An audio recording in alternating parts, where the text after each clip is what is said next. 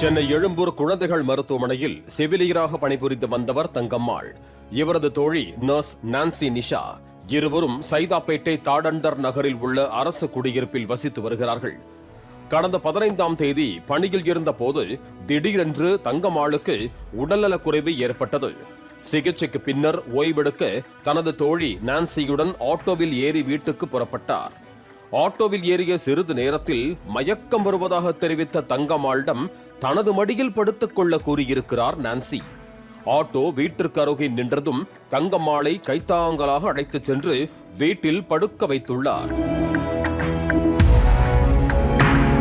அப்போது தங்கம்மாள் விழித்து பார்த்தபோது தனது கழுத்தில் அணிந்திருந்த 5 சவரன் நகையை காணவில்லை என்று கூறி சப்தமிட நான்சி, ஐயோ, எனது கழுத்தில் கிடந்த தங்கச் சங்கிலியையும் காணவில்லை என்று கதறியுள்ளார். இருவரது நகைகளையும் ஆட்டோ ஓட்டுநர் திருடிவிட்டதாக கூறி சைதாப்பேட்டை காவல் நிலையத்தில் புகாரும் அளித்தனர். போலீசார் ஆட்டோ ஓட்டுநரை மடக்கி பிடித்து ஆட்டோவை முழுமையாக சோதனை செய்தனர்.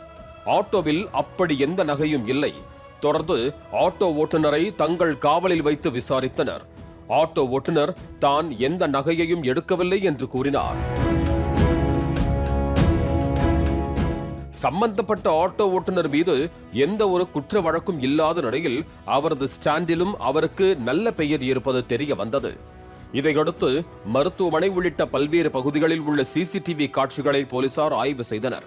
அப்போது ஆட்டோவில் ஏறும்போது தங்கம்மாள் கழுத்தில் இருந்த நகை இறங்கும் போது காணவில்லை. ஆனால் நான்சி ஆட்டோவில் இருந்து இறங்கிச் செல்லும் போது அவரது கழுத்தில் தங்க நகை இருந்தது. இதையடுத்து நான்சி நகை காணாமல் போனதாக கூறியது பொய் என்பதை கண்டறிந்தனர். இதையடுத்து நான்சியை முறைப்படி விசாரித்த போது சீரியல் ஸ்வாகா நர்ஸ் அம்பலமானார்.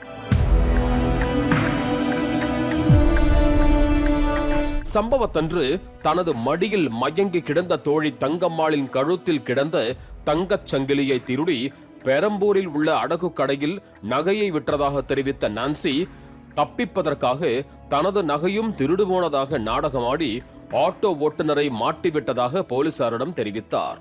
மேலும் அவருடன் பணியாற்றும் 3 நர்சுகளிடம் இதே போன்று பழகி சைதாப்பேட்டை, மாம்பலம் பகுதிகளுக்கு ஆட்டோவில் ஒன்றாக அழைத்துச் சென்று ஜூஸில் மயக்க மாத்திரை கலந்து கொடுத்து மயக்கமடைய செய்து மொத்தம் 20 சவரன் நகைகளை நான்சி பறித்ததும் தெரிய வந்தது. இதையடுத்து ஸ்வாகா நர்ஸ் நான்சியை கைது செய்த போலீசார் அவரை நீதிமன்றத்தில் ஆஜர்படுத்தி சிறையில் அடைத்தனர். பணி செய்யும் இடங்களில் அறிமுகமாகும் தோழிகளுடன் பழகும் போது எச்சரிக்கையுடன் இருக்க வேண்டும் என்றும் ஆட்டோ உள்ளிட்ட பிற வாகனங்களில் தனியாக செல்லும் பெண்கள் மிகுந்த விழிப்புடனும் கவனத்துடனும் செல்ல வேண்டும் என்றும் போலீசார் அறிவுறுத்தி இருக்கிறார்கள். பாலிமர் செய்திகளுக்காக செய்தியாளர் கதிரவன் மற்றும் வேல்ராஜ். பிளே ஸ்டோர் மற்றும் ஆப் ஸ்டோரில் இருந்து பாலிமர் செயலியை QR கோடு மூலம் பதிவிறக்கம் செய்யுங்கள். செய்திகளை உடனுக்குடன் பெறுங்கள்.